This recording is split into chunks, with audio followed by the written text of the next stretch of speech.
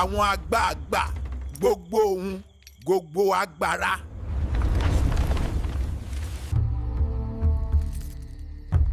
O spirits of old, hear my plea. I will take the glory and hunt down anybody that stays in my house, so that my wealth will be forever. My name is Emma, a young man bursting with dreams, fresh from the NYSC camp in Nigeria, ready to teach in a town I'd never seen. But there was no lodge for coppers like me. I was alone, searching, desperate. The streets hummed, market women shouting, bikes roaring, but answers? Scarce. Then a stranger's voice cut through. Go to Chief Austin. He gives free rooms to coppers. A whole compound, empty rooms waiting. Desperate, I went, my heart pounding. Oh, how I wish I'd turned back.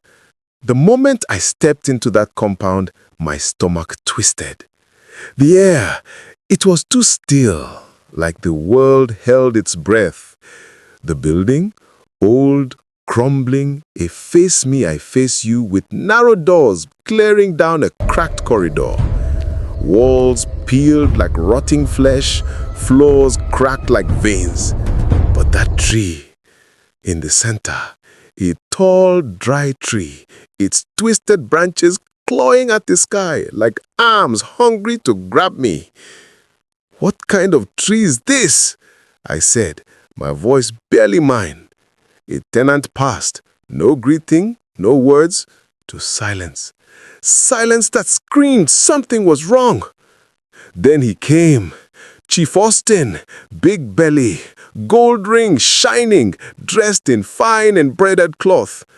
My son, what brings you here? He boomed, smiling too wide. I stammered my need for a room. He laughed. Oh, that warm, false laugh. No rent for you, Corper. Take room 77. Move in now. Joyful, relieved, a miracle, I thought. Clutching the key, blind to the trap I'd walked into. Room 77 was small, a creaky bed, a tiny window choking on light. Just 1 year, I told myself. I called my mother, my rock, my prayer warrior. Chief Austin's letting me stay free, I said. An answered prayer, Emma. God bless him. I slept, unaware of the darkness creeping closer. That night, a dream swallowed me. Panting, frantic, I ran through a forest, drums pounding like my heart, chased by a masquerade. Tall, dark, its eyes glowing red. Its laughter thundered. I ran, but it wouldn't stop. I gasped, waking, soaked in sweat, heart slamming. Just tiredness, I lied. But something wasn't right. Oh God, it wasn't. Days later, I met Pastor Timothy, my neighbor in room 78. Bible under his arm, a flicker of hope in this strange place. But hope died fast. At 1:30 a.m., shouts tore me awake. Blood of Jesus, I bind you! Pastor Timothy's voice, furniture crashing, glass shattering, a scream, a thud. Then silence, dead, heavy silence. Morning came. Pastor Timothy stormed out, sweating, limping, Bible clutched like a shield, fear carved into his face. He saw something that shouldn't exist. I watched from my door as Chief Austin strolled to room 78, calm as death. He locked it, clipped the key to his wrapper, said nothing. That lock, it told me everything. This house was cursed. Pleading, desperate. Why didn't I run then? Why didn't I listen to my gut? I stayed alert, ears sharp, avoiding even water at night. Whispering, paranoid, I wouldn't be caught off guard.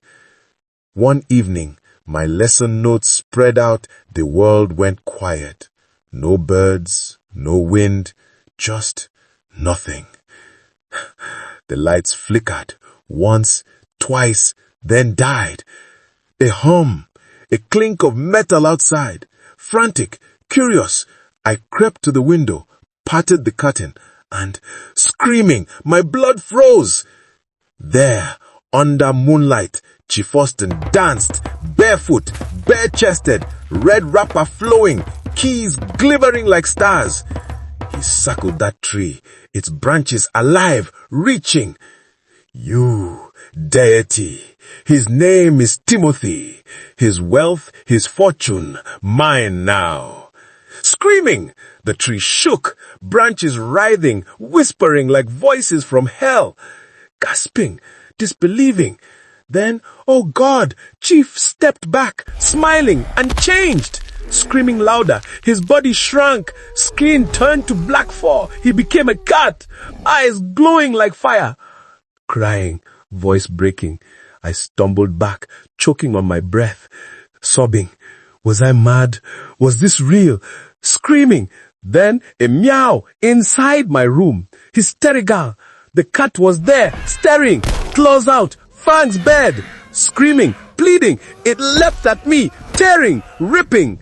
Crying loudly, God of Abraham, God of Isaac, save me. I begged, I screamed, but it wouldn't stop. No, it wouldn't stop.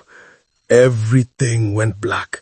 I felt cold, lost, as if God himself had turned away. Weak, trembling, hours or minutes, I don't know. Whispering, barely audible, I grabbed my phone, crying softly, Mom, I'm dying. Help me. The line died. My mother, my warrior, sat frozen, phone in hand. Emma! Emma! She called, over and over. No answer. Screaming, desperate. Oh Lord, don't let me bury my son, she cried, collapsing, tears flooding her face. Determined, fierce. By dawn, she was at the motor park, bag in hand, a mother's fire in her heart, coming for me. Urgent, intense. Dusk fell as she reached the town, racing to the school. Pleading, breathless. My son, Emmanuel, he's in trouble, she begged the staff woman. He's never missed a day, she said, leading her to the compound. Darkness. Eerie. The air was thick, the building a tomb. Shouting, desperate. She knocked, room 50, 60, 70. No answer. Screaming. Then a black cat leapt from the dark, claws out, gasping. The staff fled, but my mother fell, then rose, unstoppable. Emmanuel! Emma! She roared, shaking the silence. Intense, triumphant. The tree trembled, branches alive. The cat attacked again, but my mother, screaming, defiant, she struck it midair.